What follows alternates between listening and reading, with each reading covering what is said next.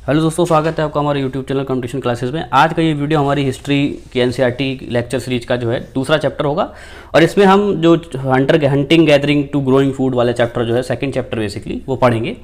तो समझते हैं इस चैप्टर में जो है वो हंटर गैदरर के बारे में सबसे पहले बात करी गई। तो ये थे कौन? तो हंटर गैदरर बेसिकली जो है वो 2 मिलियन ईयर पहले जो है भारत में या सब कॉन्टिनेंट में जो रहते थे उसको जो है उन्होंने इस चैप्टर में जो है हंटर गैदरर की संज्ञा दी। अब ये क्यों हंटर गैदरर कहलाए? क्योंकि ये बेसिकली 2 काम करते थे। पहला काम था ये हंटिंग, एनिमल को हंट करते थे, उनको मारते थे, क्योंकि उस टाइम पे क्या है कोई एग्रीकल्चरल प्रैक्टिसेस नहीं हो रही थी, तो इसलिए जो है ये एनिमल को मारते थे। फिर उसकी जगह और दूसरी तरफ ये लोग फूड कलेक्ट करते थे, क्योंकि अब एग्रीकल्चर है नहीं तो फूड को कलेक्ट करना इनका एक इंपॉर्टेंट जो है काम हो गया था। तो इसलिए जो है इनको जो हंटर गैदरर की संज्ञा दी जाती है। फिर इसके बाद जो है ये फ्रूट्स को कलेक्शन करना, नट्स, सीड्स और लीव्स को जो है कलेक्ट करना, इसलिए इसको जो है गैदरर के रूप में हंटर गैदरर की संज्ञा दी जाती है। अब ये जो है ना हंटर गैदरर बेसिकली जो है ये प्लेस टू प्लेस मूव करते रहे, कि एक प्लेस से जाके दूसरे प्लेस में जा रहे हैं, एक जगह टिक के रह नहीं रहेगी, एक जगह इनका एक प्रॉपर इनकी कॉलोनी या इनका विलेज स्टैब्लिश नहीं हो रहा है, ये मूव कर रहे हैं। क्यों कर रहे हैं? इसके कई कारण यहाँ पे बताए गए हैं। तो पहला कारण जो है वो फूड की तलाश में। तो मैंने पहले भी ये बात करी थी कि जब ये एक जगह रुकते हैं तो वहाँ के संसाधनों का पूरा यूज़ करते हैं। अब जब वहाँ के संसाधनों का जब ये यूज़ करेंगे ना तो वहाँ के संसाधन खत्म होने लगेंगे, क्योंकि एग्रीकल्चर वहाँ हो नहीं रहा ना। तो जब जो नेचुरल प्लांट्स हैं वही ग्रोथ करेंगे। अब नेचुरल प्लांट्स जो हैं एकदम से तो पैदा होते नहीं हैं, तो उनमें समय लगता है। तो जब उनके रिसोर्सेज जब खत्म हो जाएंगे ना एक प्लेस से, तब ये जाएंगे दूसरे प्लेस में, फिर वहाँ का ये रिसोर्सेज यूज़ करेंगे। फिर उसके बाद जब वहाँ भी खत्म हो जाएगा तब ये तीसरी जगह मूव करेंगे। इसलिए जो एक कारण यहाँ पे फूड की तलाश रही। फिर दूसरा जो है follow the animals for hunting, क्योंकि अब ये मैंने पहले ही बताया हंटर गैदरर के रूप में काम कर रहे थे, ये हंटिंग कर रहे थे एनिमल्स का। तो एनिमल भी जो है जगह जगह मूव करेगा, भागेगा एक जगह से दूसरी जगह। तो उसको जो है पकड़ने के लिए, उसका शिकार करने के लिए ये लोग एक जगह से दूसरी जगह जा रहे थे। फिर तीसरा जो कारण था वो सीजनल फ्रूट्स एंड प्लांट्स के लिए। अब प्लांट्स भी जो है बेसिकली सीजन बाई सीजन भी वेरी करते हैं। कुछ प्लांट्स जो हैं वो ठंडी में पैदा उगेंगे, या कुछ प्लांट जो है केवल गर्मी में होंगे, या फ्रूट्स कुछ गर्मी में होते हैं। तो इसलिए जो है सीजनल फ्रूट्स की तलाश में भी ये लोग इधर से उधर मूव करते थे। फिर जो है इन सर्च ऑफ वाटर, क्योंकि बेसिक नीड जो ह्यूमन की है वो बेसिकली पानी है। तो पानी हमने ये भी देखा है कि जो स्टार्टिंग में जो सिविलाइजेशन जो हो रही थी, पैदा हो रही थी, या मानव जहाँ भी रह रहा था तो वो नदियों के किनारे रह रहा था। अब नदियाँ भी जो है बेसिकली साल भर, कुछ नदियाँ जिनमें साल भर पानी रहता है, और कुछ नदियाँ ऐसी होती हैं जो कभी सीजनल उनका, जैसे मानसून के टाइम में, जैसे कि लूनी नदी जो है वो बेसिकली मानसून में, जब अच्छा मानसून होता है या मानसून आता है तब वहाँ पे पानी आता है। वही दूसरी तरफ गंगा जो है वो 12 महीने बहने वाली नदी है, तो इसलिए जो है ये पानी की तलाश में भी इधर से उधर मूव कर रहे होते हैं। अब देखो ये है कि हर टाइम ये मूव नहीं करेंगे, कहीं ना कहीं ये रुकेंगे भी। तो ये रुक कहाँ रहे हैं, कौन से ऐसे प्लेसेस हैं जहाँ पे रुक रहे हैं? तो इस बुक में ये बताया गया है कि ये जो है ऐसी जगह पर रुकते हैं जहाँ पे वाटर रिसोर्सेज उनको इजीली अवेलेबल हो जाए, क्योंकि पानी जब मिलेगा तो इनके लिए इजी हो जाएगा। फिर वहीं दूसरी तरफ ये वहाँ रुकते हैं जहाँ पे इनको जो है अच्छी क्वालिटी के पत्थर या मिल सके, जिससे वो अपने औजार बना सकते हैं।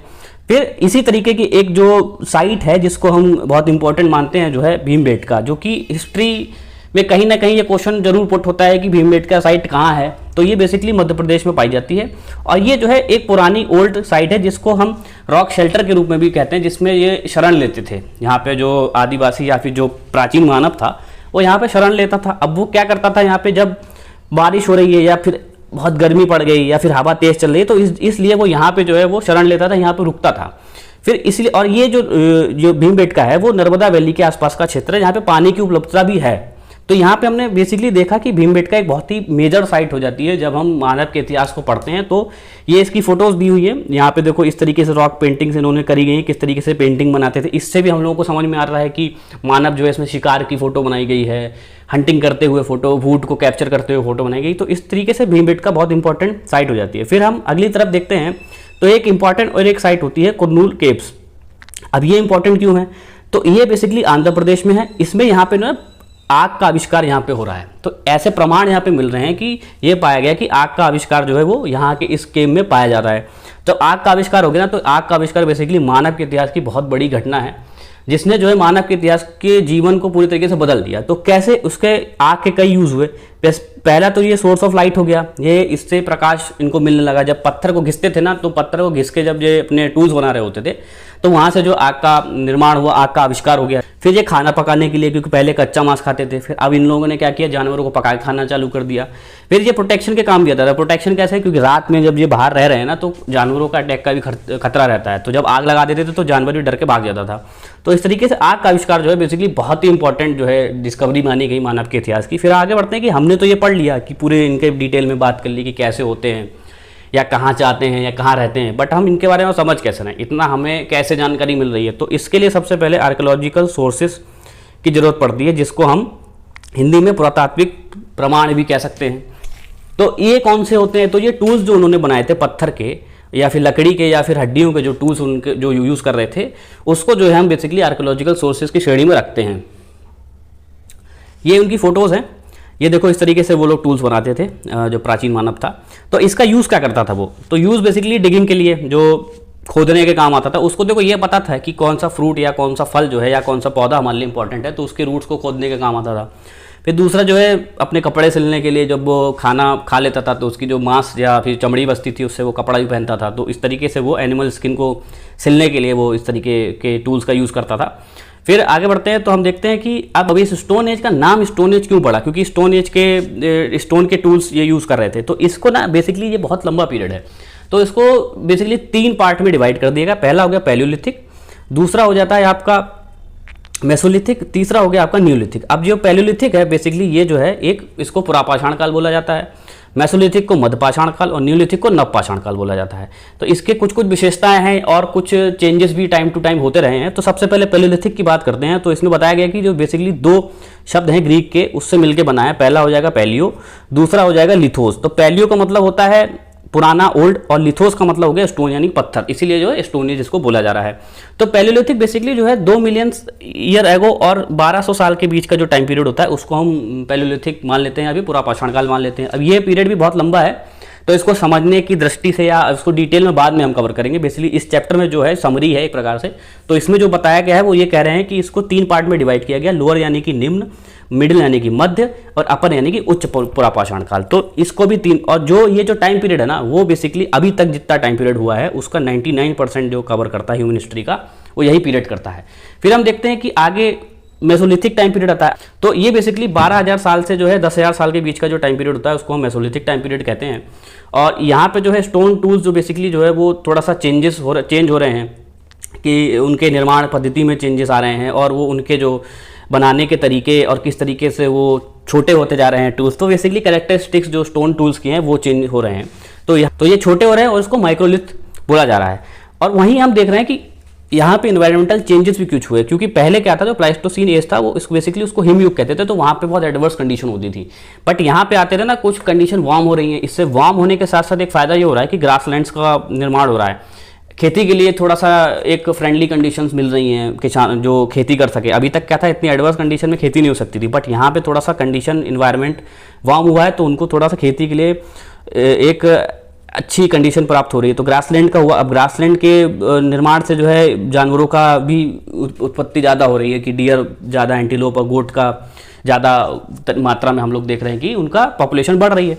फिर इसके वजह से क्या हुआ कि मानव ने भी अब नई तरीके से सोचना चालू कर दिया कि अब वो कैसे क्या चीज़ कर सकता है। तो फिशिंग उसने अपना जो है इंपॉर्टेंट पेशा बना लिया, कि फिशिंग भी अब हो रही है। और उसके बाद जो एग्रीकल्चर यहाँ पे स्टार्ट हो गई, क्योंकि अभी तक क्या था, कंडीशन इतनी थी नहीं इन्वायरमेंटल कंडीशन की वो एग्रीकल्चर कर सके। बट यहाँ पे थोड़ा सा एग्रीकल्चर चालू होता है, और एग्रीकल्चर चालू होने के साथ साथ उसको जानवरों की महत्व समझ में आती है कि जानवर का भी यूज़ वो एग्रीकल्चर में कर सकता है।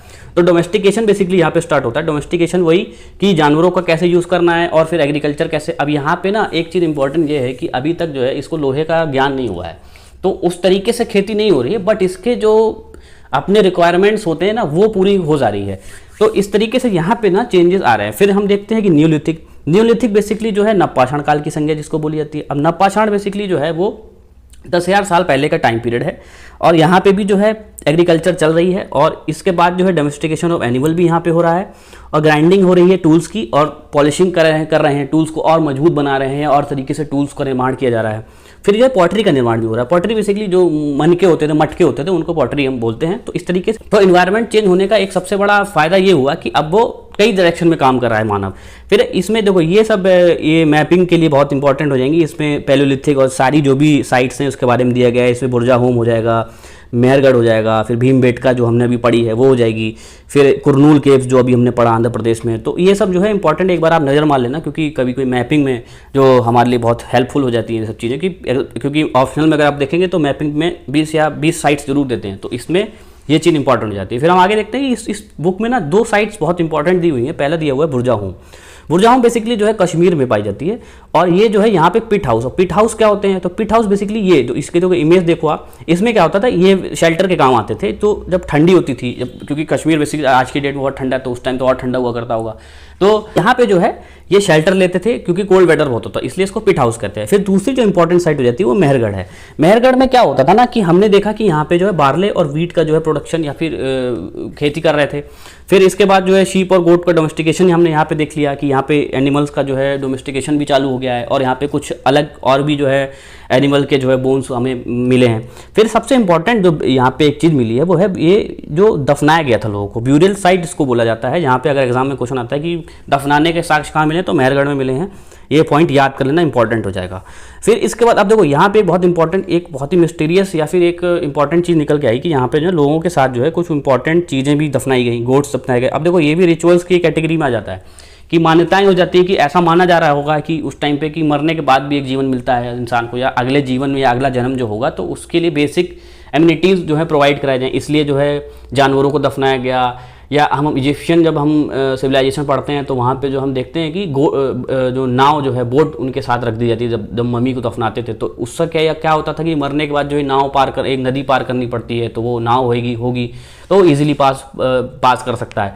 तो इस तरीके से जो है मान्यताएं प्रचलित होंगी, क्योंकि वहाँ का इतिहास, कोई रिटेन इतिहास हमारे पास है नहीं। तो जो एविडेंसेस मिले हैं ना उसके थ्रू हम ये मान सकते हैं कि एक सी मान्यता प्रचलित होगी कि आगे के पिछले जन्म या अगला जन्म जो मिलेगा, तो उसमें जो बेसिक नीड्स पूरी करने के लिए ये चीज़ें रखी जाती थी। तो बाकी इस चैप्टर में जो इंपॉर्टेंट चीज़ें थी मैंने आपको सब बता दी। बाकी एक बार बुक रख के आप पढ़ लेना, और इस लेक्चर की पीडीएफ मैंने इस टेलीग्राम पे प्रोवाइड करा दूंगा, फ्री में है, आप एक बार जाके जरूर चेक कर लेना। और ये इंस्टाग्राम का लिंक है, अगर आपको कोई भी मैसेज या कोई क्वेरी या कोई भी डाउट हो रहा हो ना, तो आप मेरे को मैसेज करना, मैं रिप्लाई कर दूंगा। अब वीडियो अच्छा लग रहा हो तो लाइक करो, शेयर करो, सब्सक्राइब करो, और मिलते हैं नेक्स्ट वीडियो में। Thank you so much, bye.